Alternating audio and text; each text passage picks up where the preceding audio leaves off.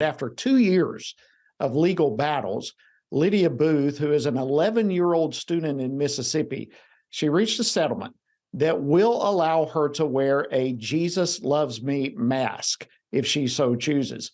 When Lydia was 9 years old, administrators at her elementary school told her that religious expressions such as what she was wearing violated school policies. Look, we all know that students do not surrender their First Amendment right at the schoolhouse doors.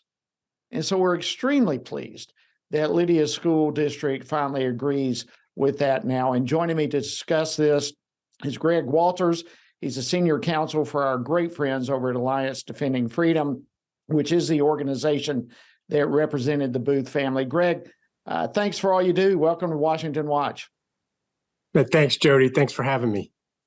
Well, listen, first of all, congratulations on winning this outcome for Lydia. What's interesting to me is this settlement was with the school, and it was not a victory in the court, which, of course, ADF is so incredibly known for. So tell us about how this unfolded. Yeah, so at the time, more than 2 years ago, Lydia was a third grader at Simpson Central School in Mississippi, and she was told that she could not wear a Jesus Loves Me mask that she had worn to school that day. She's pulled aside and told to take off the mask. And it is, as you said, just a gross violation of her First Amendment rights that this child, whether 9 years old, 19 years old, does not shed her religious freedoms when she enters the schoolhouse gates. That's been the law for more than 50 years in the United States, clearly established. It is the law, and that really, Greg, that's my next question. I mean, it is the law, it's our Constitution, it's our First Amendment, and it's the First Amendment for a reason.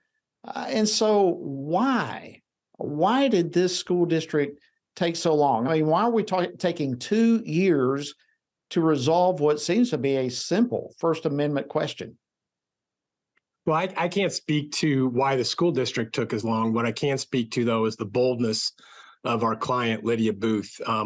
That day when she is told that I can't wear my mask, she goes out and sees her mom and says, "Mama, we've got a problem." And she was bold enough to wear that mask, and for more than 2 years, bold enough to stand in the gap for herself and other students to stand up for her religious liberty. Yeah, that is amazing, and point well taken. On both fronts here, I understand none of us can get into the minds of the school district, but still, those of us on the outside looking in, we do kind of scratch our head. Like, this is a First Amendment issue. How could they take 2 years to determine that their policy was violating the First Amendment? On the flip side, like you just said, what courage for, at the time, a 9-year-old, now 11-year-old Lydia, for recognizing that the school district was violating her policies. I can only imagine. Maybe you can share with us a little bit as to how Lydia and her family are feeling right now. Well, how she is feeling is, I mean, excited that this is over.